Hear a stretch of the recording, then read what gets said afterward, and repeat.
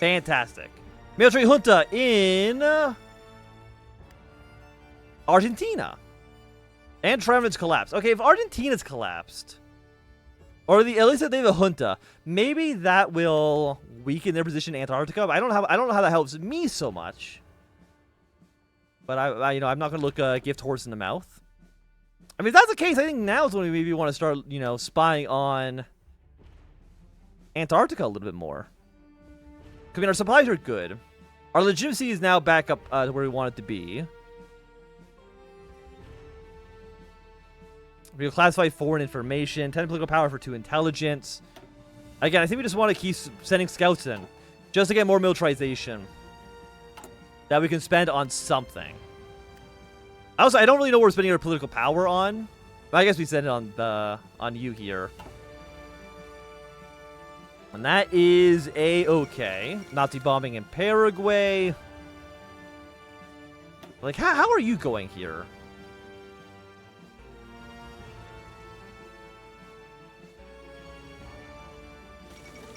Approximately 149 days until arrival, huh?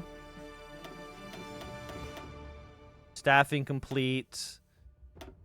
149 days. Few decisions.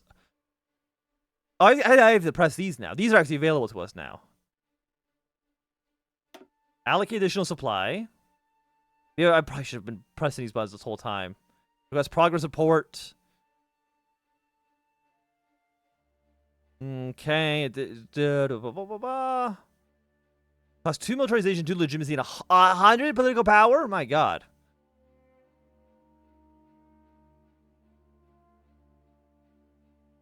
More American points. Increase project security. If I go into here, I also get... okay, did click this button by accident. 4 militarization, 50 political power. Okay. Again, I have a lot of supplies, so I'm kind of fine throwing supplies at this. That's really not an issue to me, I don't think, at least. At least declare war in Yugoslavia, that's okay. They want to go to war, that's their own thing. Trouble in the Levant. So, the fax is coming in now, and it's the most up-to-date. Does it say anything about the Golan Heights? The man on the other end was evidently fed up with Simon's questioning and hung up. Huskowitz sat down, rubbing his temple inside. What's the matter, Simon? Takai inquired, standing over the telephone fax, awaiting the incoming papers. Got cousins in the Levant, but trying to get a hold of them all morning. One of them went and joined the Haganda. They're, how do I say this? A Jewish militia. Ah, so they're terrorists, Takai jested. I mean, that's one way to put it. Is the fax printed yet? Simon tersely replied. Oh, come on, Silence. I'm just fucking with you, mate. Yes, the fax is printed. He stapled the paper together and shoved them into Simon's hands. I didn't see anything about the Golan. I checked. All right, well, let's get this bulletin on the air, Takai. Simon sighed. Now, not before I get another cup of coffee, though. Takai, with 2 cups in his hand, set them down on the table. I read you, I read your goddamn mind, Simon. Have you ever been to the Levant? Simon graciously grabbed the mug, gracefully clinking with Takai before taking a sip. Only once, and it was a few years back. The paperwork is a hassle, and I don't think we've ever going back there. But if we do, I'm staying in Tel Aviv. Why my dumbass cousins left to live on that kibbutz is beyond me. But read with a confused look in Takai's face. Oh, the kibbutz is a commune. We spent 3 weeks on our vacation doing manual labor in August. Takai grimaced. Sounds dreadful, but, family's family. Simon nodded. Damn right. Here's a Yov, wherever the hell you are. Takai slurped his coffee and chimes. To Yov, wherever the hell you are. So I don't know if we have any, options to kind of do anything in the Levant. I mean, possibly. But we shall see. I mean, they're not at war yet, I don't believe. I mean, at some point, Egypt and Italy and Turkey are going to go to war with the Middle East. But I think that's still a little whiles from now. Yes, prison war, we got 6 more days. We get 75 manpower. And darkening days. It was the wind that first signaled the arrival of winter. It slipped through any protection and whipped it at her very bones, leaving a hollow pit where her okay. It was the wind at first that had signaled the arrival of winter. It slipped through any protection and whipped at her very bones, leaving a hollow pit where her body had once resided. Perhaps it was an extreme way to think, but it certainly felt like it was true. The following week saw mcMurdo completely change. The daily routine for Mur personnel shifted as the days grew shorter and shorter. Well, special systems were installed to help navigate the snow-strewn and the isolated roads. A few innovative groups had even started piling straws to decide who had to brave the storm and who had to reside in relative comfort. Lois was conspicuously left out of these cliques. In fact, she was left out of most things. The men around her didn't have much interest, including the stocky and unwomanly scientists in her arrangements, and those that did usually had ulterior motives. She was quick to shut down any conversations that went in that direction. So isolated and stuck indoors on the onset of winter, she could never have dreamed of. Lois buried herself in her research. One thing that she couldn't fault the continent for was lack of specimens to examine. Rocks abound in less snowy months, and she had collected those samples to her last until Christmas. One set was nearby valleys, and aptly named mcMurdo Dry Valleys, and had piqued her interest. She found herself presently surrounded by neatly sorted stones with mysteries just waiting to be unraveled. A rap at the door interrupted her thoughts, and in came her assistant, Mark Nelson. He was one of the few people she truly felt comfortable around, along with Hillary and some of the other scientists, and though he was too dry and career-driven to cultivate real friendship with, she welcomed his heavy clomping boots and fresh reams of paper. Yeah, shut that down there, would ya? Fantastic. So I think we'll probably go for like another 20 minutes or so. Probably until like 7 p.m. 7 p.m. Eastern. Okay, there is the war in the desert between Turkey and some of the Italian states. I don't know exactly if we're going to get involved. I kind of assume so. Like, we had a pop-up. So it seems like maybe we'll do something there. Reunion. Lefty's vision struggled to pierce the dense brush and darkness of the moonless night. Lying prone, he could barely make out the moving outline of his target. Lefty glanced down from the sights of his pistol to look at his watch. It seemed like the target was a little slow. While Lefty couldn't understand Thai, it seemed that the guard the target was meant to replace was equally upset about this tardiness. After a heated exchange, the previous guard marched off towards the compound. And Lefty, for the previous guard to disappear into the darkness, for cutting short the target's life with a bullet from a modified SNW-39. Lefty flipped his radio back on and spoke into it. "This is Lefty. Target down." This is there was a pause before the radio squawked back. "Target out. Look long. I took you long enough. Head for rendezvous." Lefty met with the rest of his team near the edge of a clearing. Past the trees lied one-story concrete buildings encased with a chain-link fence and razor wire. Between the fence and the building, a pair of armed guards shared a cigarette. On Lefty's mark, the pair were dispatched, and 6 of the 10-men team were emerged from the forest towards the compound. Wire cutters frantically cut the chain link, and while men were shuffling out of the compound, one inside the fence, the 6 advanced to the wall of the prison. Without a word, a soldier repairing the explosives to breach the concrete walls. In just 15 seconds, Abe gave a thumbs up, indicating his work was finished. The team backed off along the wall in either direction, away from the explosives. As Abe counted down with his fingers, the men covered their ears and opened their mouths. The world was shook by Abe's bomb, and the wall was forced open. 2 men stayed outside to cover the flanks, as the remaining 4 entered the compound. Inside, they found 3 Thai guards who hastily surrendered, as well as a single large cell filled with the 442nd veterans. Lefty peered through the bars and looked over the face until he could see him. "Good to see you," Takai said. "Now, let's get the hell out of here." Fantastic. Also, this song. What is this? Tamarizio. Okay, sure, why not? Not really the song. I mean, it kind of works for like a prison break scene, so I'm not going to say no to it. Okay, so we need to still wait. I mean, I guess this is where we could spend some points. I mean, Australia and New Zealand are doing pretty well in this regard. Unfortunately, cohesion drops as we support military equipment, but we also need the command power if we want to do more operations in Malaysia, so we'll spend the 30 points on you. I mean, we have a lot of legitimacy, so we're fine bolstering up, working with Beale. And it also gives us 10 political power, so I'm not going to say no to that. And what about our militarization? Currently at 46. Yeah, it's honestly, it's not that bad. Okay, so 2 militarization. I don't really want to spend that right now. 6 militarization. No matter what we do, basically, it bolsters up the American support here. So what's going to take longer? 48. So he kind of wants to bolster you guys first. And you know what? Sure, we'll bring in additional mechanical engineers, at least for the time being. I don't think we need to look at a progress report yet, but probably sometime soon. Okay, let's just get the end of this one. The need to know. The trouble with telling different lies to different groups of people was that when it came damn near impossible to remember the original story. That was a problem Vice Admiral Reborn now struggled with on Project Iceman. Recently, he received word from the Army's attaché for the project that the parameters for the launch vehicle needed to be updated for the launch site. A launch site Reborn still didn't know. Reborn had previously surmised that it had been somewhere in the Arctic, with his money being in Alaska. The design teams didn't even know that much, and he had trouble figuring out how to disseminate this new information to them without giving it away. In his discussion with the electronics team, he had gently nudged away from the issue of systems cooling. When he spoke to the airframe team, he had to suggest that the rocket would need to be rigged to survive a much wider range of external temperatures than others of its kind. And of course, the really fun one, figuring out how to tell the reentry vehicle team that they had to store the warheads in a polar climate without telling the reentry team that they had to store the warheads in a polar climate.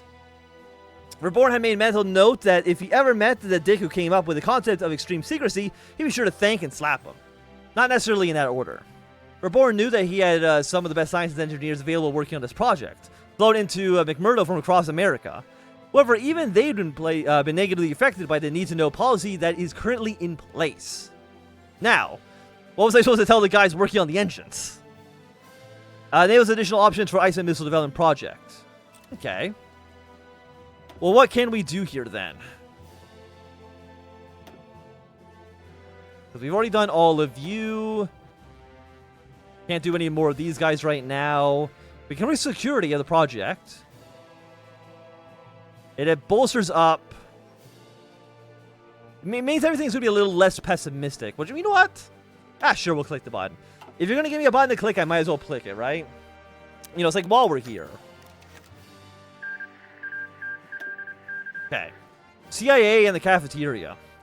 I wouldn't be surprised if chefs sprinkle in opium to keep us coming back for more, someone remarked, digging into the third plate of spaghetti. The guy Matthew sat across from him. They would have agreed if they weren't busy scarfing down forkfuls of food themselves. Instead, the three silently ate while the cafeteria buzzed around them. It was after the three finished their meals that Simon got to tap on the shoulder. It was one of the CIA spooks. Simon Paskowitz? Simon nodded. That's me. Do that or you. His response was a terse, follow me, please. Simon bid adieu to his friends and followed the agent through the quarters of mcMurdo, to the place that he had never known existed. He wanted to say something amusing, but decided against it, instead hoping the silent trek would terminate soon. Eventually, the agent calmly ordered Simon into a discreet room in the quiet corner of the station. Stepping inside, the room was cozy, hasty cigarette smoke bouncing off the wood-paneled walls. There were two loungers in the room, and the man inside gestured him forward. I managed to snag some donuts from the cafeteria. Help yourself. Simon accepted a glazed donut and swiftly finished it. You're probably wondering why you're here. Is it because you received a letter from your cousin that is of great interest to us? I'm not sure if you've been keeping track of the conflict in the Levant, but your cousin Yavov has joined the Haganah. And Simon the man gave Simon a letter, and he tucked it into his coat pocket. The reason we brought you here is to tell you that we aren't going to intercept any more letters.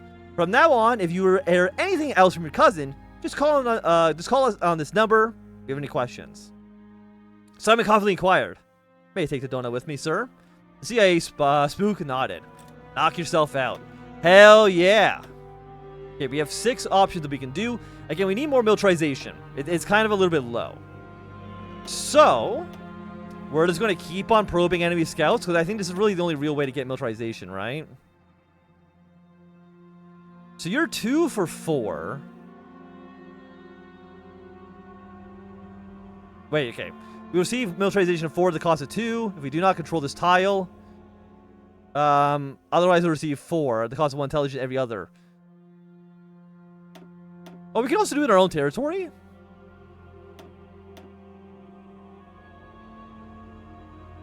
I mean, survey territory. I honestly don't know why you would do it within your own country, though. But maybe I'm missing something here.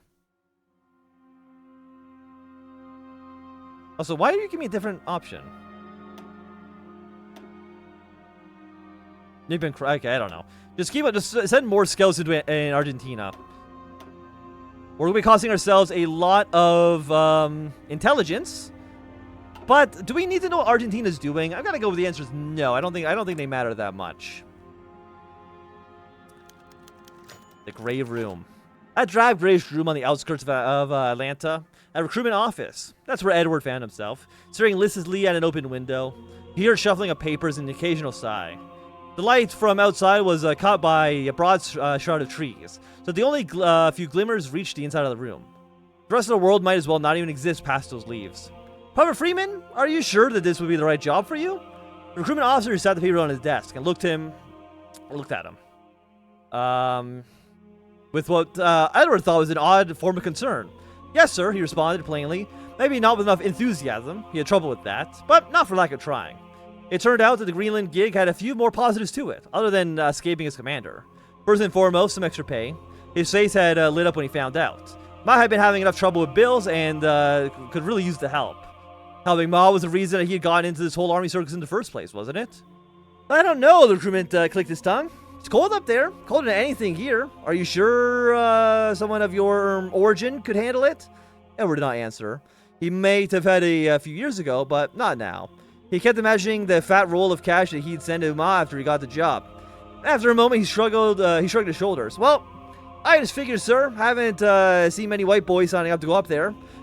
You won't you won't see my skin under the gloves and the jacket, will you? The officer was silent. Edward was too. Both knew that Greenland's job was shoreline men. Finally, the officer broke first, and the recruiter broke first inside. And he accepted another volunteer. Okay, decisions. Cohesion is currently at 44. It's going to go up to... I mean, this is actually going to break even. Well, I mean, again, we have to still consult with Hillary. The cohesion factor is just bad. Right? Which is a real shame. I mean, we're losing 2 every week, and I feel like we can't get enough to overcome that penalty. Okay, we're at 59. Which allows us to... Do we want to force some ballots, or do we want to purchase a plantation? I say... I mean, again, we don't really need it. We need the supplies. So, you know what? Let's go for forged ballots. We also get 50 political power out of this. Invisible troubles. A frown. That's all that what Wallman could evoke as he examined the fissures on the containment vessel of the reactor. He had been awakened by a frantic call from one of his colleagues, who first noticed the issue. He was still a bit grumpy about being woken up, but the news had immediately been alarming to Wallman. So, what do you think, Kenneth? Jeremy asked, standing back and letting the senior engineer make an assessment. Wallman pursed his lip for a moment. Well, it's not just one fissure. I can see that there's at least 2. He saw Jeremy's mouth drop open in shock. Maybe embarrassment for not having noticed them. But Wallman couldn't blame him. The hairline cracks were minuscule. If one didn't see it, they think that the reactor was chugging along just fine. Their size didn't prevent them from causing harm, though. If the water started to leak, then it could possibly damage the inner shield. That would need to be patched up immediately. And accidents are never affordable in Antarctica, especially in winter. What Wallman scratched his head over, however, was the cause. Perhaps it was an issue from assembly? Moisture loss can also cause hairline cracks, and Antarctica was dry as it gets. Wallman stood up and put his head on Jeremy's shoulders, at least that he could do to ease the young man. I'll send a report up the chain, and we'll get this fixed up quickly. Oh, okay, it did it quickly. I added it quickly, but that's just going to be a little bit more reassuring, right? Striving for something different. As Hillary sat at his desk, his mind resided in another realm, gazing out over the imagined rugged mountains and snow-filled plains of Antarctica. He felt a deep sense of tranquility, as though he had finally found his home on this scarred and ravished planet. His life had been good up until now, all things considered. He had fought in the Pacific Theater from the skies, and following the collapse of the Allied effort, he had since worked at various posts of the RNZAF, seeing new and fascinating parts of the world while being lucky enough to stay well away from active combat. However, since being invited to Antarctica, his life had changed. Hillary had been a driven man, one intent on pursuing challenges and doing his part. But never more than that. He climbed mountains and served his nations, but it took arriving on distant lonely shores to spark that affected the change that he knew the world needed. And so, equipped with his devotion to Christian principles of equality, or equity and pacifism, and his affable personality, He had made the odd voice out of mcMurdo. Never aggressive, but always quite quietly pushing for more research, instead of ballooning the military presence. The Japanese and Germans could be fought in other ways, further escalating tensions on the frigid waste did nothing to end their tyranny. It was an unforgiving job, but he had to admit that he relished the challenge. Beale, more difficult, though he could be at times, dealt with most matters pertaining to the Commonwealth, while the Americans armed themselves and the Australians... So while the Americans armed themselves and the Australians schemed, New Zealand's ranking man could fully dedicate himself to the ideal of more humanist, peaceful, and a daring world. Fantastic. So that looks like that did open up some new options for us. Promote scientific cooperation. We got legitimacy. And more cohesion, which again I do want. The militarization is quite low. Okay, it just shot back up. Fantastic. Germany's about halfway. Chile is actually surprisingly militarized. I don't know why they're going so hard on this. But you know what? They can do what they want. Okay, now that's the GUI, which I don't really need to worry about too much right now. How's this going, by the way? I mean, you have a green arrow, so I mean, that seems good. Now, the guidance, it doesn't look like this is actually even begun, maybe? Or at least it's not the green arrow. Approximately 149 days. Do I want to get... You know, let's... I mean, we have so much supply. We can definitely spend it. Cost 2 legitimacy. I mean, that sounds good. And can I spend more supply? No, but I think the legitimacy cost is not that bad. And these ones we don't have access to quite yet. Presumably, right? Because they need to actually, you know, get the green arrows over here. Presumably. Like, maybe it looks like maybe we can, like, invest a little bit earlier. But I'm not 100% on that. But we shall see, we shall see. I'll be honest, I really don't know how knowing what these people are actually doing is that important for us. Okay. Okay, so it doesn't always announce whether or not we have task force available. But I think what we want right now is more intelligence on the Japanese. So what can we spend to get more points? It's literally just militarization, huh? 9? Our intelligence on territory will increase by 2 at the cost of 9. If we do not control the tile. Otherwise, our intelligence rating with every other territory will increase by 1. So if we do it within our own territory, we get 1 point for all of these guys. If we do it within Japanese territory, we only get 2 against them specifically.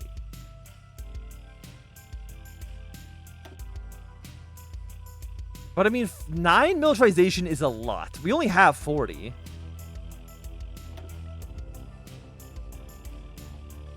Heightened security. And then you're what, 1 for 4?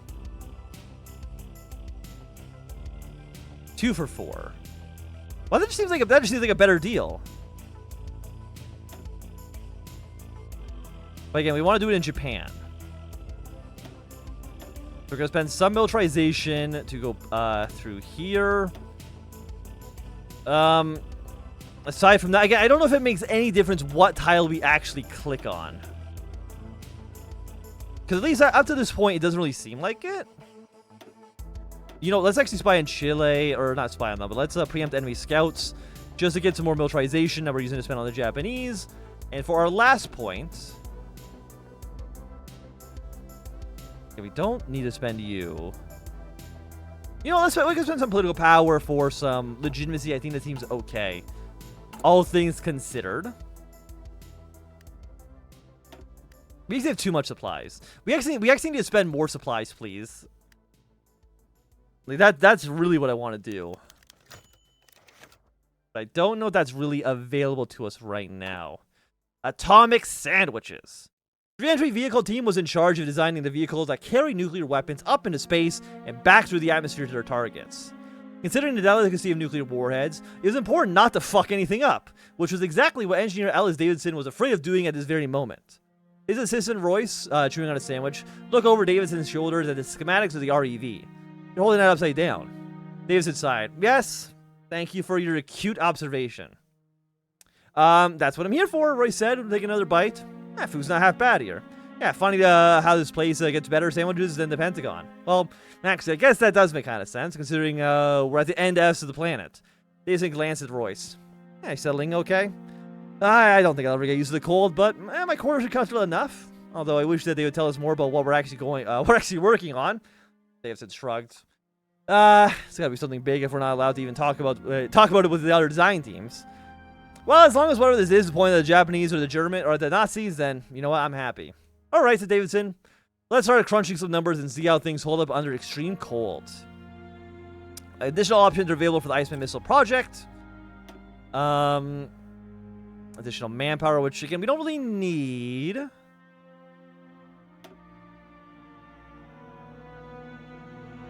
Again, we have so much supplies that if you'll do anything to make this cheaper supply-wise, I will absolutely press it. Delays. Per your request for an update, we regret to inform you that there has been a behind schedule by 0 days. I don't think 0 days is behind schedule, to be quite honest. I don't think that's how that works. But I think that at least right now, this is going to be a good time for us to end this